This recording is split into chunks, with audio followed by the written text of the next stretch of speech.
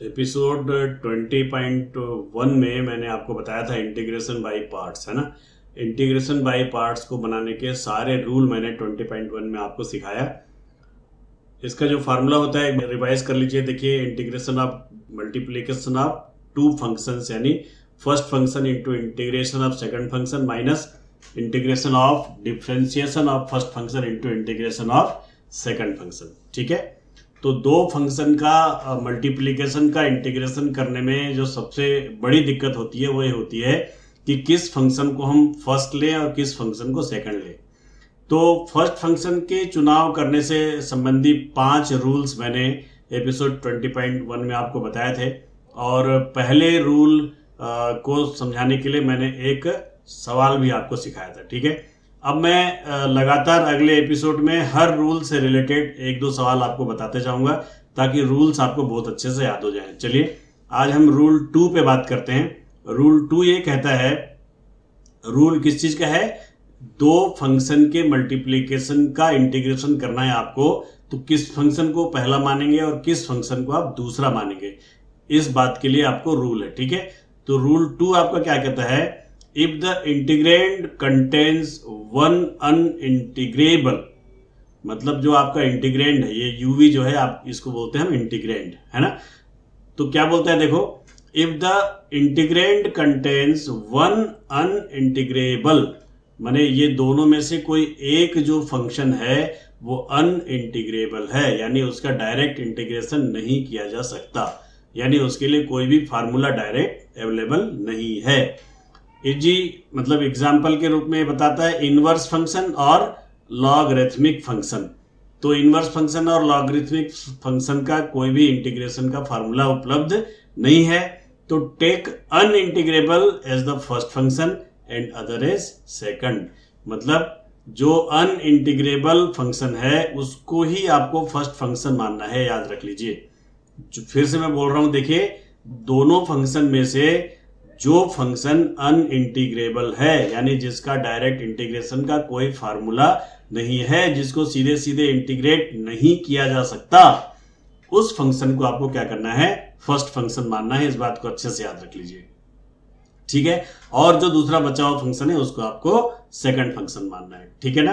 तो यहां पर यह बात भी कह रहा है कि लॉगरिथमिक फंक्शन और इनवर्स ट्रिग्नोमेट्रिक फंक्शन के लिए कोई भी डायरेक्ट इंटीग्रेशन के फार्मूले उपलब्ध नहीं है।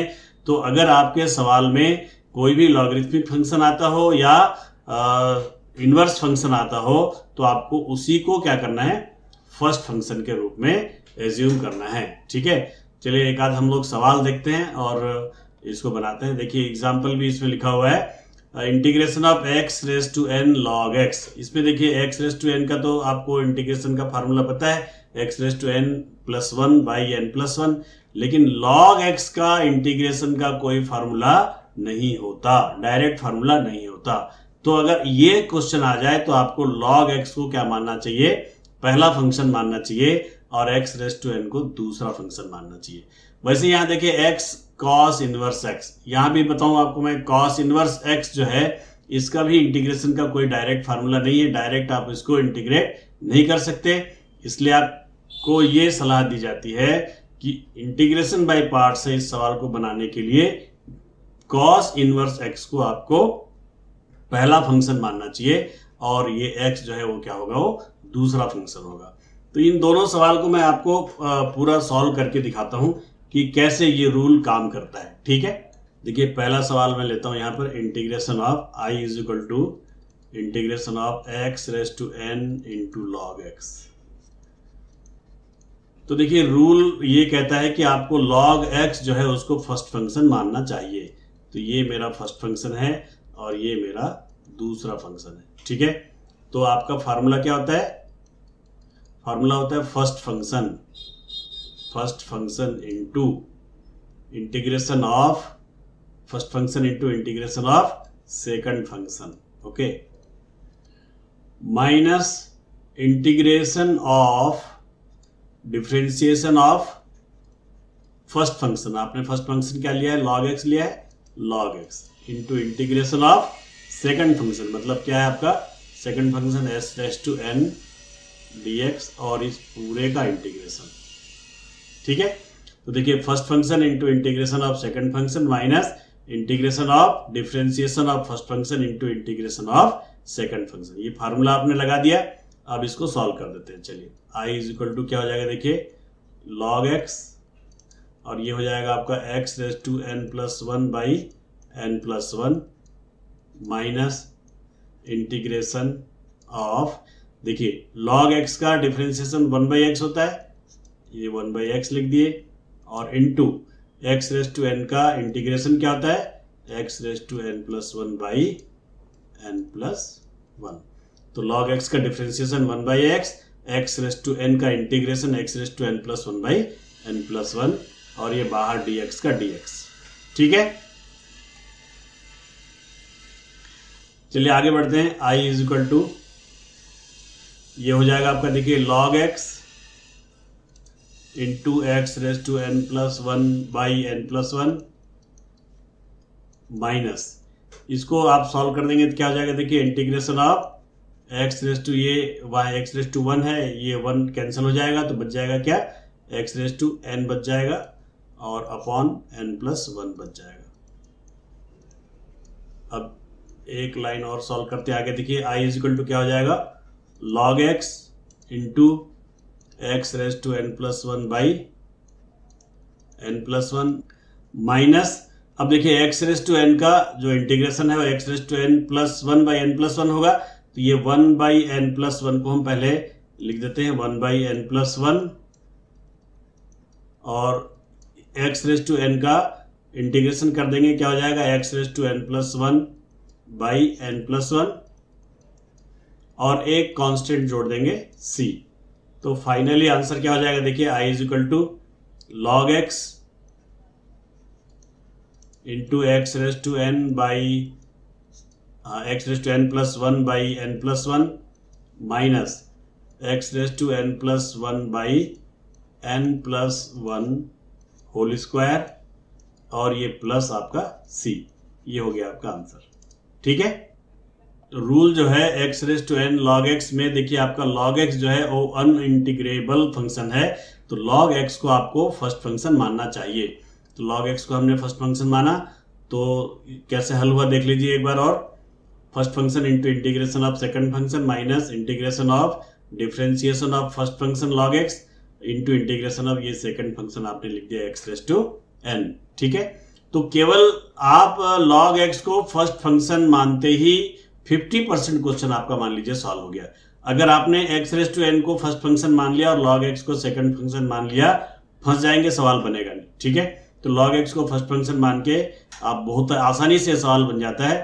खाली x रेज टू n का एक फार्मूला यहाँ लगा है और दूसरा फार्मूला log x का लगा है। log x का वो भी डिफरेंशिएशन का, log x का differentiation 1/x, x raise to n का integration x raise to n plus one by n plus one, और बहुत ही आसानी से 2 मिनट में सवाल बन गया आपका। ठीक है, तो देखिए दूसरा एक और क्वेश्चन है इसमें, x cos इनवर्स x, इसको भी मैं आपको बना के दिखाता हूँ, x cos इनवर्स x। ठीक है, चलिए पहले मैं सवाल लिख देता हूं। देखिए दूसरा जो सवाल है,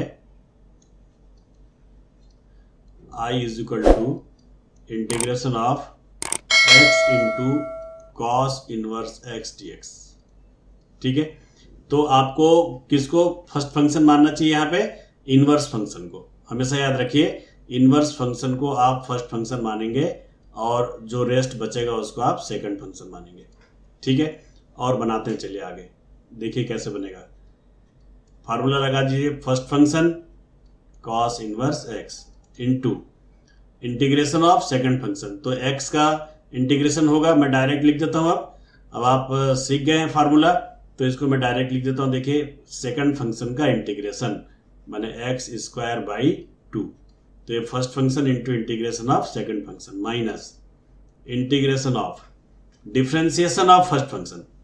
तो देखिए cos इनवर्स x का डिफरेंशिएशन, cos इनवर्स x का डिफरेंशिएशन क्या होता है, minus one by under root one minus x square, ये आपका डिफरेंशिएशन होता है किसका, cos इनवर्स x का, है ना, इनटू फिर इसका आपको क्या करना है, differentiation minus integration of differentiation of first function into integration of second function, मतलब x का इंटीग्रेशन करना है।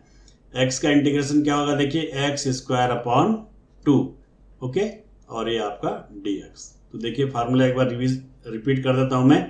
First function cos inverse x into integration of second function मतलब x square by 2 minus integration of differentiation of first function cos inverse x का differentiation -1 upon under root 1 minus x square, और फिर integration of second function मतलब x का integration x square by 2। ठीक है, चलिए आगे सॉल्व करते हैं। देखिए I is equal to cos inverse x into x square by 2, इसको जो कहते हो लिख दीजिए, और ये माइनस और माइनस मिलके क्या हो जाएगा आपका प्लस हो जाएगा, और ये 2 आपका कांस्टेंट है डिनोमिनेटर में, इसको बाहर लिख देता हूँ 1/2 इंटीग्रेशन ऑफ, यहाँ बच गया आपका एक्स स्क्वायर और नीचे आपका under root 1 minus x square और ये आपका dx। ठीक है, अब इसको मैं मान लेता हूँ इक्वेशन नंबर फर्स्ट। ठीक है, और ये जो पोर्शन है इसको मैं मान लेता हूँ I1। क्या मान लेता हूँ I1। तो I इज इक्वल टू क्या हो जाएगा आपका cos inverse x, x square by 2 को सामने ले देता हूं मैं, x square by 2 cos inverse x, और ये क्या हो जाएगा आपका प्लस हाफ, इसको मैं मान लेता हूं क्या I1। इसको इक्वेशन नंबर फर्स्ट मान लेते हैं, ज़्यादा बेहतर होगा। तो ये आपका इक्वेशन नंबर 1 है। अब आपको क्या करना है, I1 का वैल्यू निकालना है। I1 का वैल्यू निकाल के इक्वेशन नंबर 1 में I1 का वैल्यू रख देना है, आपका सवाल बन जाएगा। चलिए मैं I1 का वैल्यू निकालता हूं पहले। I1 इज इक्वल टू क्या हो जाएगा, देखिए integration of x square upon 1 minus x square, ये रूट में है, और ये आपका dx। ठीक है, चलिए इसको कैसे बनाएंगे, देखिए let x is equal to cos theta, x को क्या मान लीजिए कॉस थीटा मान लीजिए। ठीक है, तो dx क्या हो जाएगा आपका, dx हो जाएगा आपका minus sine theta D theta, ये आपका dx हो जाएगा minus sine theta D theta. ठीक है, अब यहां पर आप वैल्यू रख दीजिए, क्या होगा देखिए I1 is equal to integration of x square, तो ये एक्स स्क्वायर की जगह क्या हो जाएगा यहां से कॉस स्क्वायर थीटा। ठीक है, dx की जगह क्या रख देंगे minus sine theta D theta, मैं माइनस को सामने लिख देता हूं और यहां लिख देता हूं साइन थीटा डी थीटा। ठीक है, upon under root 1 minus x square, ये हो जाएगा under root 1 minus x square, मतलब क्या हो गया आपका कॉस स्क्वायर थीटा। ठीक है, चलिए आगे बढ़ते हैं। I1 is equal to minus integration of, देखिए under root 1 minus cos square theta मतलब क्या होता है साइन थीटा होता है, तो ये under root 1 minus cos square theta से जो साइन थीटा मिलेगा वो इस साइन थीटा से क्या होगा कैंसिल हो जाएगा। ठीक है, बचेगा क्या यहां पर आपका cos square theta D theta, ये आपका बच गया। ठीक है, अब इसको आगे बनाते हैं, चलिए I1 is equal to minus integration of cos square theta, इसको आप लिख दीजिए 1 प्लस कॉस 2 थीटा बाई 2, ये आपका फार्मूला होता है डी थीटा। पहले भी मैंने इस फार्मूला पे बहुत सारे सवाल आपको समझाए हैं। कॉस स्क्वायर थीटा होता है 1 प्लस कॉस 2 थीटा अपॉन 2, तो देखिए I1 इज इक्वल टू क्या हो जाएगा माइनस, ये 2 आप बाहर निकाल दीजिए। अब देखिए इंटीग्रेशन आपको करना है इसका, तो 1 का इंटीग्रेशन थीटा के रेस्पेक्ट में करेंगे तो आपको मिल जाएगा थीटा, ओके, और प्लस कॉस 2 थीटा का इंटीग्रेशन हो जाएगा साइन 2 थीटा बाई 2। ठीक है, और ये हो गया आपका I1 का वैल्यू, है ना। तो I1 इज इक्वल टू, आगे आप थोड़ा सा और सॉल्व कर देंगे तो क्या हो जाएगा माइनस थीटा बाई 2, और फिर माइनस हो जाएगा आपका 1/4 साइन 2 थीटा। साइन 2 थीटा को मैं लिख देता हूं 2 sine theta into cos theta. ठीक है, आगे देखिए क्या हो जाएगा I1 is equal to minus theta by 2, और इससे 2 से 4 कैंसिल होगा, क्या बचेगा माइनस 1/2, और यहाँ पर आपका साइन थीटा को मैं लिख देता हूँ under root 1 minus cos square theta, और ये कॉस थीटा ज्यों का त्यों। ये आपने माना था x equal to cos theta. इससे आपका क्या निकलेगा, देखिए theta is equal to cos inverse x निकलेगा। ये कॉस इधर ट्रांसफर होगा तो थीटा इक्वल टू क्या हो जाएगा, कॉस इनवर्स एक्स। तो जहां जहां पर थीटा है एक ही जगह है, वैसे थीटा की जगह आप क्या लिख देंगे, कॉस इनवर्स एक्स लिख देंगे, ठीक है। और ये जो कॉस थीटा है इसकी जगह भी क्या लिख देंगे आप, एक्स लिख देंगे। तो क्या हो जाएगा, देखिए I1 इज इक्वल टू, ये देखिए थीटा की जगह क्या लिख देंगे, कॉस इनवर्स एक्स। तो ये हो गया minus cos inverse x upon 2, ठीक है। और ये minus 1/2 under root 1 minus cos theta की जगह क्या रख देंगे, एक्स। तो ये क्या हो जाएगा, एक्स स्क्वायर इंटू ये क्या है आपका एक्स। अब इसको थोड़ा अरेंज करके लिख देते हैं। देखिए I1 is equal to minus 1/2 cos inverse x, और माइनस इस एक्स को मैं सामने लिख देता हूं, x/2 under root 1 minus x square. ये आपका निकल गया I1 का वैल्यू, ठीक है। अब मात्र काम क्या रह जाएगा, I1 का वैल्यू आपको रख देना है इक्वेशन नंबर 1 में, आपका सवाल बन जाएगा। ये आपका इक्वेशन नंबर 1 है। इस इक्वेशन नंबर 1 में हम I1 का वैल्यू रख देते हैं। चलिए क्या होगा देखते हैं। I इज इक्वल टू ये x square by 2 cos inverse x जो कहते हो लिख दिया आपने, और ये प्लस हाफ भी जो कहते हो लिख दिया। बस I1 के जगह वैल्यू रख दीजिए। वैल्यू क्या है, देखिए आपका -1/2 cos inverse x minus x/2 under root 1 minus x square. ये आपका I1 का वैल्यू आपने I1 की जगह में रख दिया, ठीक है। अब आप एक लाइन और सॉल्व कर दीजिए, आपका आंसर आ जाएगा। देखिए I is equal to x square by 2 cos inverse x, ठीक है। और ये क्या हो जाएगा, देखिए यहाँ भी माइनस है, यहाँ भी माइनस है, और दोनों में ही 2 भी है नीचे, तो -1/2 आप बाहर निकाल दीजिए कॉमन, तो क्या हो जाएगा -1/4 हो जाएगा, ठीक है। और अंदर क्या हो जाएगा आपका, देखिए ये आपका कॉस इनवर्स एक्स हो जाएगा, ये कॉस इनवर्स एक्स, और ये क्या हो जाएगा आपका plus x under root 1 minus x square. ये 2 बाहर निकाल दिया आपने, 4 हो गया। ये माइनस को भी आपने बाहर कॉमन लिया, तो ये प्लस का क्या हो गया, माइनस हो गया। और ये आपका क्या हो गया, प्लस एक कांस्टेंट जोड़ दीजिए सी, और इस प्रकार ये आपका आंसर हो गया, ठीक है। तो बहुत ही आसान हो सकता है सवाल, अगर आप फर्स्ट फंक्शन का चॉइस करने में कोई गलती ना करें। तो एक बार और देख लीजिए इस सवाल को। x into cos inverse x dx आपका सवाल है। कॉस इनवर्स एक्स को आपने फर्स्ट फंक्शन लिया है, और x को आपने सेकंड फंक्शन लिया है। First function into integration of second function minus integration of differentiation of first function, मतलब कॉस इनवर्स एक्स का डिफरेंशिएशन, और x का फिर से क्या होगा, इंटीग्रेशन। ओके, इसको आपने सॉल्व कर दिया, और ये जो आपका x square upon under root 1 minus x square आया है, इसको आपने क्या मान लिया, I1 मान लिया। I1 मान के इसको आप अलग से सॉल्व कर दीजिए। यहां पर थोड़ा सा ध्यान रखने की जरूरत है। x को मैंने cos थीटा लिया है, तो dx minus sine theta D theta हो गया। इसके बाद देखिए ये 1 minus cos square theta sine theta होगा, ये साइन थीटा से दोनों कैंसिल हो जाएगा, तो खाली बचेगा क्या, कॉस स्क्वायर थीटा। और आपको ये पता है कॉस स्क्वायर थीटा जहां भी आता है आप फार्मूला यही यूज करते हैं, 1 प्लस कॉस 2 थीटा बाई 2। और अगर साइन स्क्वायर थीटा आता तब आप फार्मूला क्या यूज करते हैं, 1 माइनस कॉस 2 थीटा बाई 2। ये दोनों बहुत ही इंपॉर्टेंट फार्मूले हैं, हमेशा यूज होते हैं, आप बहुत अच्छे से इसको याद कर लीजिए, ठीक है। इसके बाद आपने इन दोनों को अलग अलग कर दिया, और एक साधारण सा इंटीग्रेशन का सवाल आपके सामने आ गया।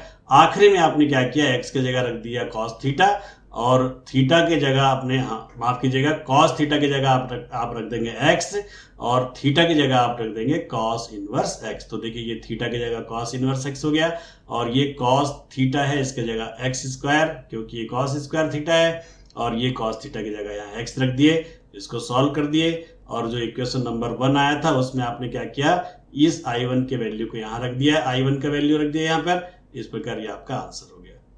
तो बस ये रूल 2 आपको याद ये रखना है कि अगर दो फंक्शन दिए हुए हों और उनमें से एक फंक्शन आपका अनइंटीग्रेबल फंक्शन हो, मतलब जिसका इंटीग्रेशन डायरेक्ट नहीं किया जा सकता हो, तो याद रखना जो अनइंटीग्रेबल फंक्शन है उसको ही आप फर्स्ट फंक्शन मानेंगे और बचे हुए को आप हमेशा सेकंड फंक्शन मानेंगे। बस ये सेकंड रूल है ये इसके फंक्शन को चॉइस करने का, रूल नंबर 2। तो रूल नंबर 2 मैंने बताया। अब मैं अगले एपिसोड में रूल नंबर 3 और उसके बाद फिर 4, 5 हर रूल पे मैं एक एक दो सवाल समझा के आपको हर रूल को क्या करूंगा, परफेक्ट करा दूंगा। उसके बाद इंटीग्रेशन बाय पार्ट्स आप जहां चाहे वहां लगा सकते हैं, बिंदास एकदम लगा सकते हैं, कहीं कोई दिक्कत नहीं आएगी आपको। ठीक है, चलिए आज के एपिसोड में इतना ही। अगले एपिसोड में फिर मैं आपको रूल नंबर 3 और रूल नंबर 3 से रिलेटेड कुछ सवाल लेकर आपके सामने आऊंगा। तब तक के लिए विदा लेता हूं। Thank you very much.